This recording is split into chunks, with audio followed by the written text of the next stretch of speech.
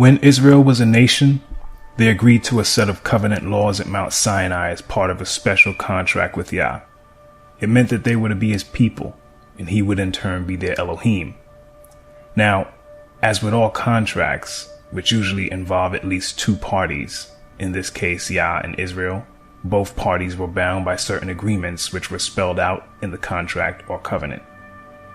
The ancient people of Israel were told that if they obeyed the laws of the covenant, they would have Yah's protection and be showered with many blessings.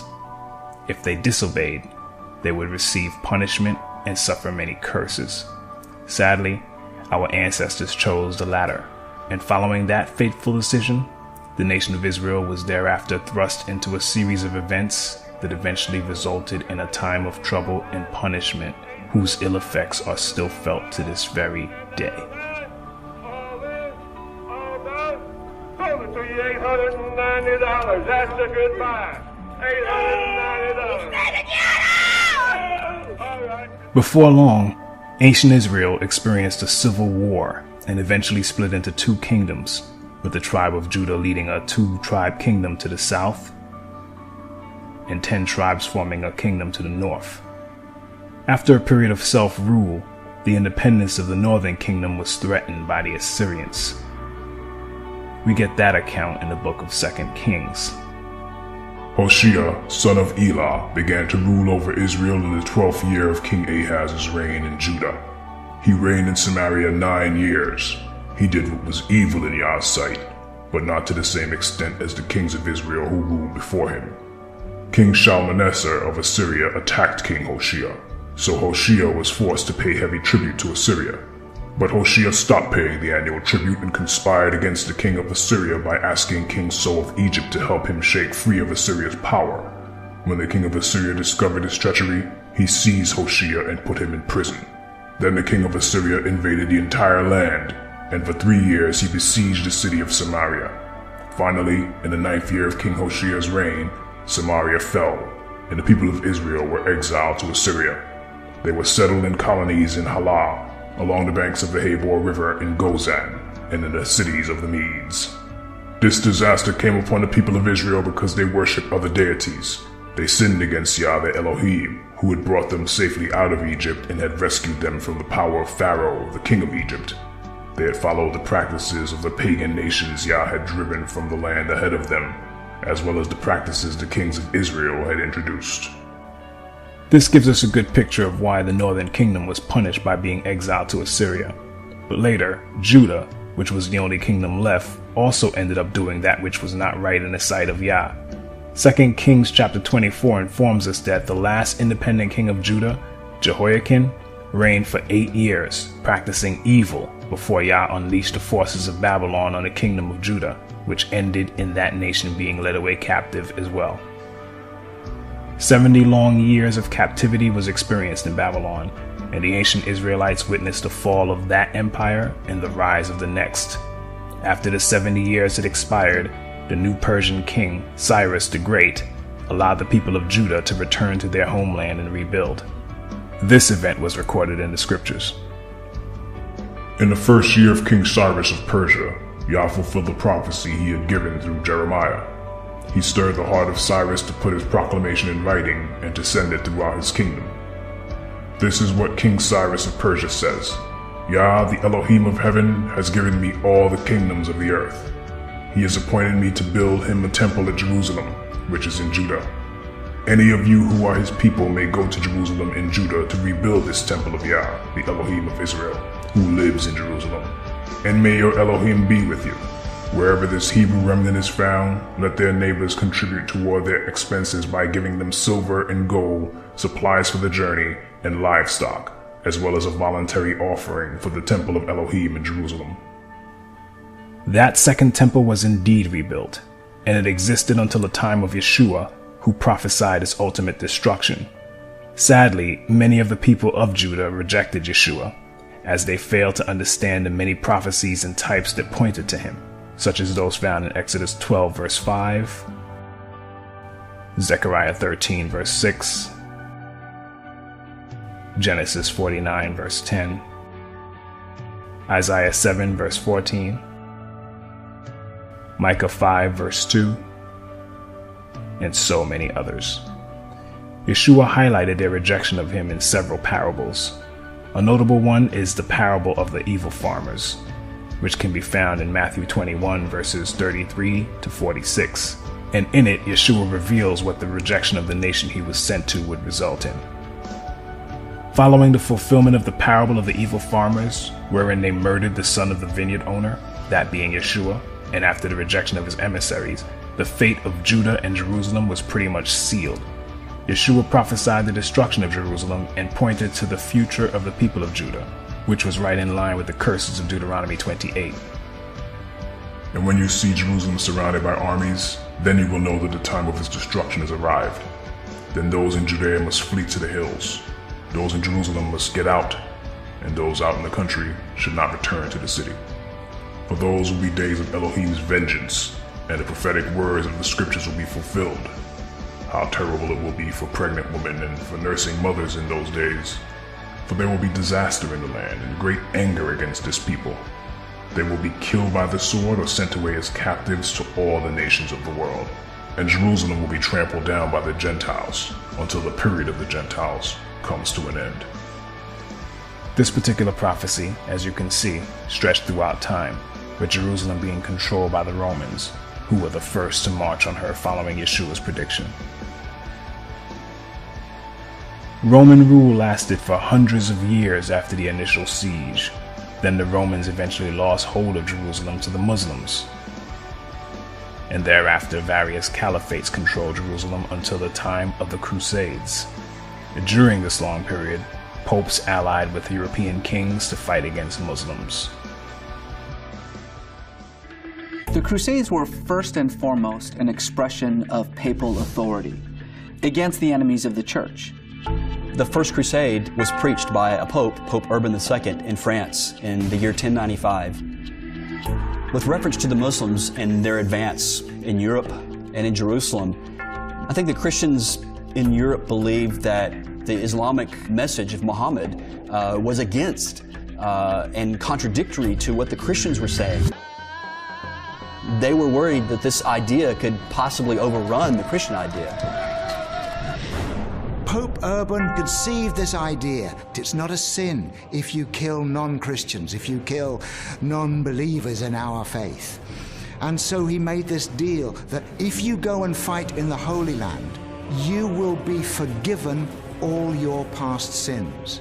A knight could sin as much as he liked, and simply by going to the Holy Land, he had been given his passport to heaven. And that was an extremely attractive deal. And combined with that, he could win fame, he could win glory, and he could come back with the treasures of the Near East. These are the things that drew knights in their tens of thousands to go on crusade. The bloodletting of the Crusaders spread throughout the Islamic lands. Everybody heard stories about the massacre of unarmed individuals. It created this intense rage amongst Muslims. In a sense, it resulted in a new kind of Muslim crusade, a desire to raise an army to go back to liberate Jerusalem from the Crusaders as an act of piety on the part of Muslims.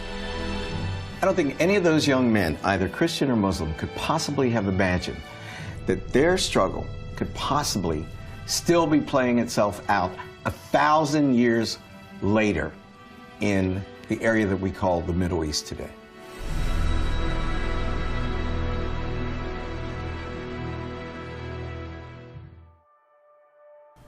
Following the Crusades, control of Jerusalem went from Mongol warriors to Egyptian Mamelukes to the Ottoman Empire, who surrendered Jerusalem to the British on December 9th, 1917.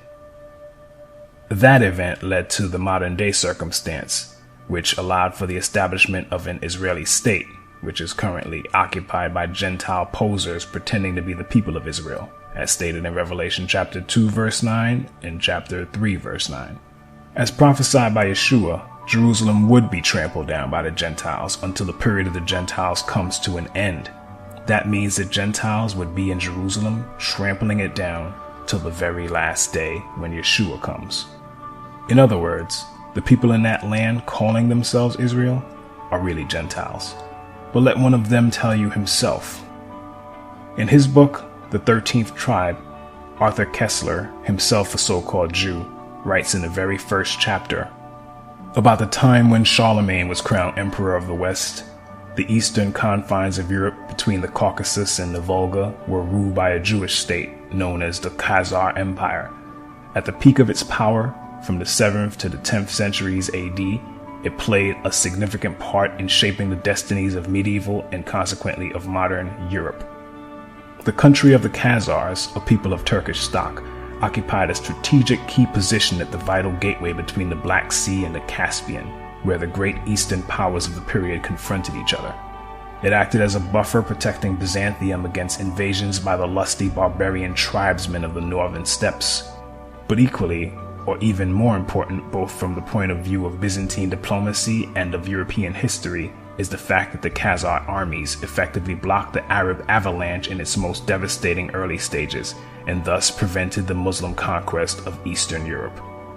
It is perhaps not surprising, given these circumstances, that in 732, after a resounding Khazar victory over the Arabs, the future Emperor Constantine V married a Khazar princess. In due time, their son became the Emperor Leo IV, known as Leo the Khazar. Ironically, the last battle in the war, AD 737, ended in a Khazar defeat. But by that time, the impetus of the Muslim Holy War was spent. The Caliphate was rocked by internal dissensions, and the Arab invaders retraced their steps across the Caucasus without having gained a permanent foothold in the north, whereas the Khazars became more powerful than they had previously been. A few years later, probably AD 740, the king, his court, and the military ruling class embraced the Jewish faith, and Judaism became the state religion of the Khazars. No doubt their contemporaries were as astonished by this decision as modern scholars were when they came across the evidence in the Arab, Byzantine, Russian, and Hebrew sources. What is in dispute is the fate of the Jewish Khazars after the destruction of their empire in the 12th or 13th century.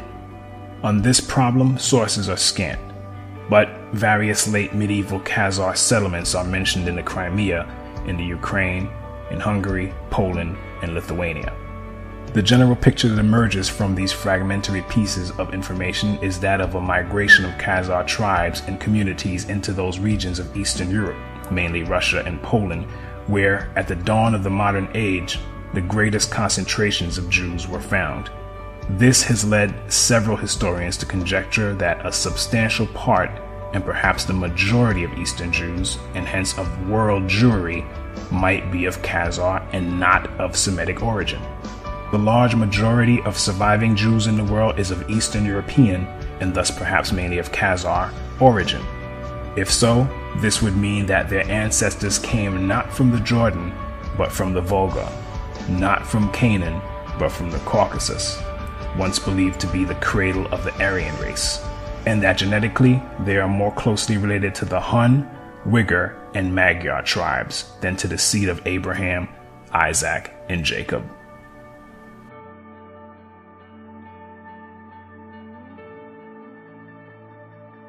Tell me, what did you mean in the title of your book that the Jewish people had been invented? It isn't a provocation. I meant it. I think that the Jewish people was invented. Like the French people, like the Italian people. You see, to build nations in the modern times, historians started to build to the past peoples. Between these peoples, I think that in the second half of the 19th century, the Jewish people was invented. Shlomo Sand, an Israeli emeritus professor of history at Tel Aviv University, wrote a book called The Invention of the Jewish People, in which he agrees with a lot of what Arthur Koestler brought forth concerning the Khazarian origins of the so-called Jews. Shlomo Sand, who is himself a so-called Jew, points out that the ancestry of most contemporary Jews stems mainly from outside the land of Israel, and they are descended from converts, and that mass conversions to Judaism occurred among the Khazars in the Caucasus, Berber tribes in North Africa, and in the Himyarite kingdom of the Arabian Peninsula. Yeshua said that a certain people would say that they are Jews but are not, and those people are the Khazars and their descendants who are among us today. And the fact that many sources can be found among these people which proclaim their true origins is astounding. On page 226 of his book, Sand writes, another early source attesting to the collective conversion of the Khazars is a Karaite one. In about 973 CE, one Yaakov Kerkasani, a scholarly traveler who was quite familiar with the regions around Khazaria, wrote a commentary in Aramaic on the verse, Elohim shall enlarge Japheth. Genesis 9:27. This is what the words mean. He will dwell in the tents of Shem, which grant him a favor and advantage. And some commentators think that this refers to the Khazars, who became Jews. What is interesting about the quote he cites and agrees with is the fact that they know and believe the prophecy concerning a people who would pretend to be of the tribe of Judah but are truly Gentiles. And they base this on Genesis 9 verse 27, which coincides with Revelation 2 verse 9 and 3 verse 9. What's more, most of the world is buying into this deception, and for the present day Khazarians, that's probably reason to celebrate.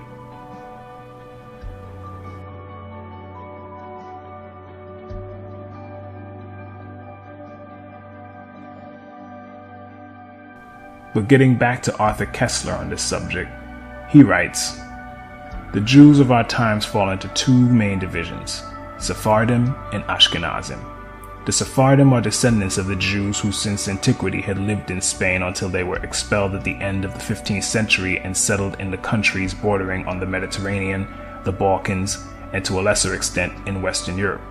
In the 1960s, the number of Sephardim was estimated at 500,000. The Ashkenazim, at the same period, numbered about 11 million. Thus, in common parlance, Jew is practically synonymous with Ashkenazi Jew. It should be mentioned that the Ashkenaz of the Bible refers to a people living somewhere in the vicinity of Mount Ararat in Armenia. The name occurs in Genesis 10 verse 3 and 1 Chronicles 1 verse 6 as one of the sons of Gomer, who was a son of Japheth. Ashkenaz is also a brother of Togarmah and a nephew of Magog, whom the Khazars, according to King Joseph, claimed as their ancestor. But worse was to come, for Ashkenaz is also named in Jeremiah 51 verse 27, where the prophet calls his people and their allies to rise and destroy Babylon. Call thee upon the kingdoms of Ararat, Mini, and Ashkenaz. This passage was interpreted by the famous Saadia Gaon, spiritual leader of Oriental Jewry in the 10th century, as a prophecy relating to his own times. Babylon symbolized the Caliphate of Baghdad, and the Ashkenaz who were to attack it were either the Khazars themselves or some allied tribe. So, as we have seen from the words of Arthur Koestler, historically, the Khazars and their descendants do not identify with Shem.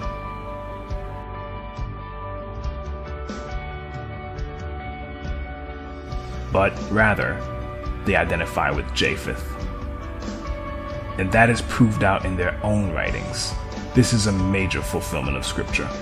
All that being said, what happened to the real people of Judah in 70 AD, following the siege and destruction of Jerusalem?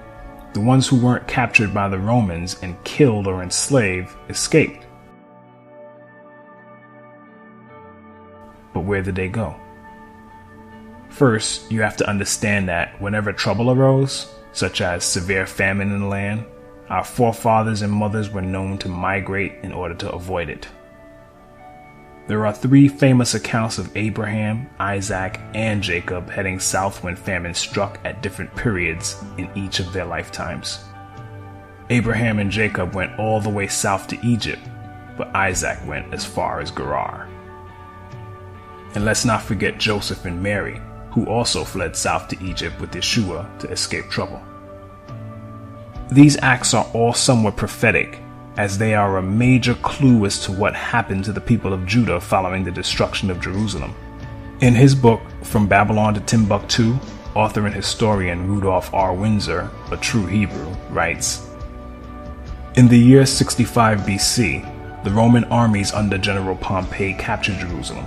In 70 AD, General Vespasian and his son, Titus, put an end to the Jewish state with great slaughter. During the period of the military governors of Palestine, many outrages and atrocities were committed against the residue of the people. During the period from Pompey to Julius, it has been estimated that over 1 million Jews fled into Africa, fleeing from Roman persecution and slavery. The slave markets were full of black Jewish slaves. After the fall of the Carthaginian metropolis in North Africa, Roman power became dominant in the Barbary states. The pagans and the Romans attacked the Jews indiscriminately, both the Jewish soldiers and the uninvolved peaceful population. As a result of this merciless attack, many Jews fled to those parts of Northwest Africa known as Tunisia, Algeria, Morocco, and Mauritania. Many other Jews fled to the areas where Rome did not have any jurisdiction. This was to the region of the south, the Sahara Desert, and the Sudan. Windsor also tells us on page 86 and 87 that more descendants of Judah fled to the west coast of Africa in the 7th century after the Visigoths assumed power and began to suppress Hebrew customs with forced baptisms to Christianity.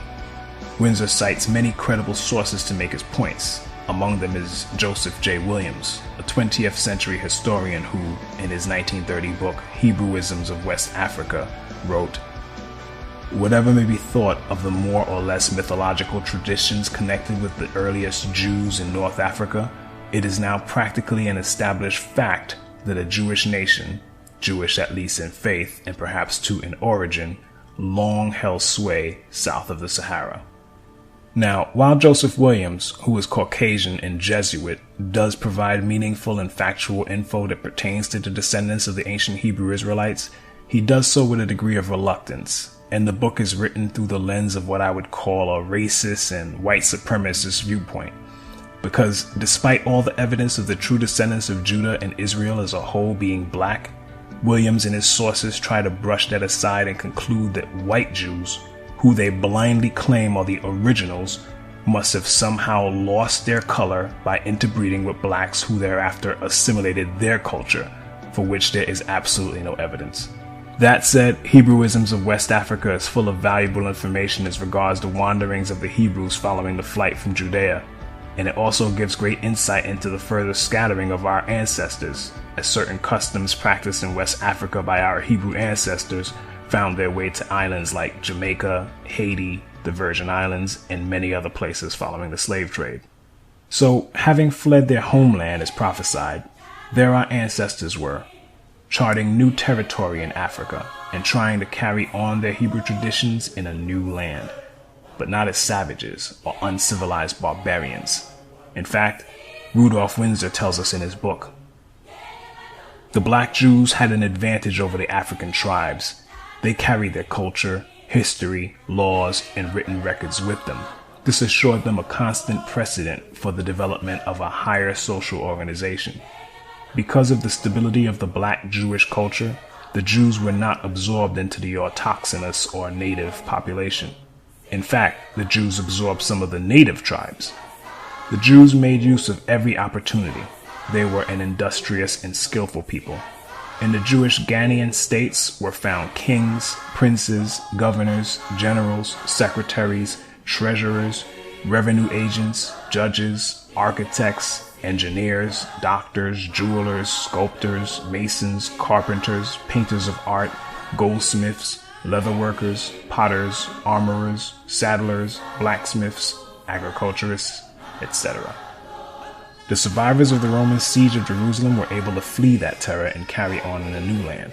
But the relative peace our ancestors were afforded by escaping to Africa was broken by the Arab slave trade, which affected not only Hebrews, but men, women, and children from many other peoples that were usually of the lowest classes.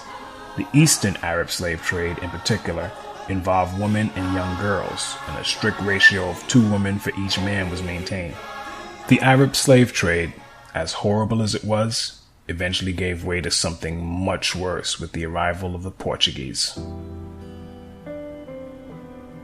Portugal broke from Arab rule somewhere between the 12th and 13th centuries and slowly rose to power. Because of this small European country, slavery would soon go from including people of lower classes from different ethnicities to being forced mainly on so-called blacks from the tribe of Judah. In the early 15th century, Portuguese shipbuilding in Lisbon and Porto adapted to the times, and the result was the caravel, a light and fast aerodynamic vessel that allowed Portuguese mariners to travel south along Africa's Atlantic coast in order to reach the gold-producing regions of sub-Saharan West Africa.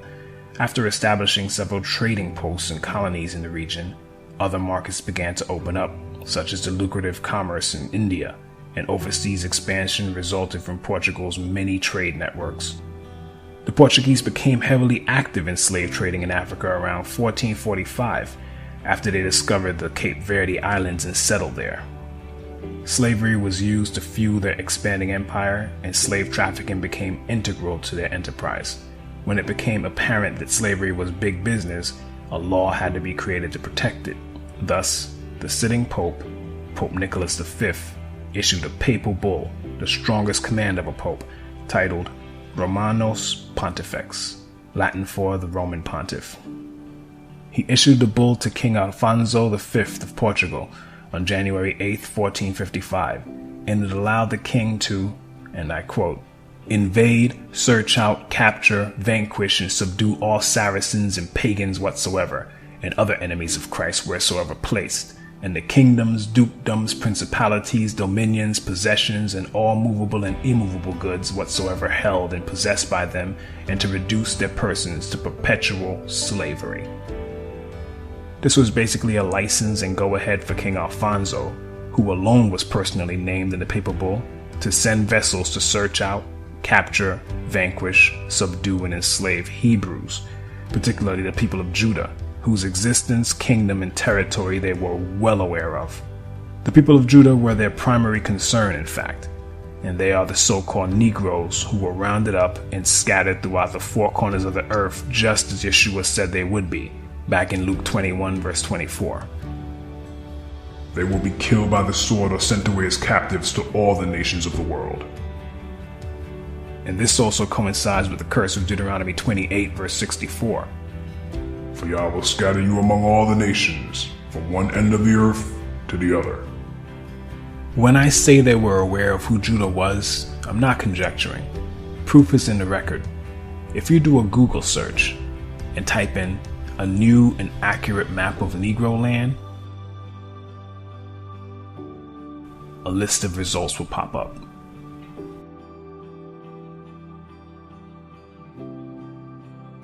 As of the date of this recording, Swain.com still works. Click on it and a page will open up showing a 1747 map of West Africa by 18th century English map engraver Emmanuel Bowen. And then click on the image of the map itself. Move your mouse pointer to the area that is now present-day Ghana and click on it to enlarge the map. Click it again and you will clearly see that what is now called Ghana was once the slave coast, which the map maker labeled the Kingdom of Judah, dropping the H at the end. This is where many of the people of Judah were shipped from, like sardines in a can. Yet today, the elites and their paid professors would have you believe that we are Africans or Hamites, when in truth we are Shemites. They themselves know this to be a fact. In Zondervan's Compact Bible Dictionary, for instance, the definition for Ham reads as follows. Ham, the youngest son of Noah, born probably 96 years before the flood, and one of 8 persons to live through the flood. He became the progenitor of the dark races, not the Negroes, but the Egyptians, Ethiopians, Libyans, and Canaanites. They say not the Negroes because Shem is the progenitor or father of the Negroes. Though both lines are comprised of so-called blacks, Africans and so-called African Americans are not the same. We are Hebrews and they are Hamites. But there are still many Hebrews in Africa, however. But getting back to our history, despite the papal bull pertaining solely to the King of Portugal, that didn't stop other empires and nations from getting in on the action. Over the centuries, Spain, Britain, France, the Dutch, Canada, the United States, and many African countries participated in the transatlantic slave trade, and this fulfills certain prophecies, such as Psalm 83, which I urge you to read with your eyes open, and Joel 3 verse 6. You have sold the people of Judah and Jerusalem to the Greeks, so they could take them far from their homeland. The sad fact is, Psalm 83 is still in full effect, as our collective enemies are still conspiring to keep us in the dark as concern our true identity, and they continue to miseducate us. They really mean to wipe out the memory of the people of Israel from the face of the earth. But Yah is not going to let that happen. And this documentary is merely one step toward that effort. The present situation we are in is solely due to our forefathers failing to keep the covenant law of Yah, and it falls to us in this generation to right that wrong. And Yah said that this would happen in our day.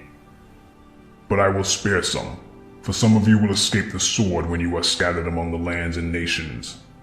Then in the nations where you have been carried captive, those who escape will remember me, how I have been grieved by their adulterous hearts, which have turned away from me, and by their eyes, which have lusted after their idols. They will loathe themselves for the evil they have done and for all their detestable practices, and they will know that I am Yah. I did not threaten in vain to bring this calamity on them. You see, we, the people of Israel, are not born deserving of that name. We are born as Jacobs, or supplanters and schemers. But to truly earn the right to be called Israel, we, like our father Jacob, will have to be faithful and wrestle with Yah until we are overcomers. Those of us who do this will be the ones who will truly be called Israel and form the remnant of the kingdom. Having said that, please don't let this be the end of your search for truth on this subject. Continue to dig for it and pray that Yah gives you discernment, since a great deal of deception is out there regarding this topic. And spread the word to your friends and family, and he or she that has ears to hear and eyes to see among them will get it. I hope that this brief history has enlightened you and brought a degree of understanding as concerns our past, which goes well beyond Africa. The so-called Negroes, blacks, and African Americans are actually the descendants of the people of Judah, and that is something they don't want us to know.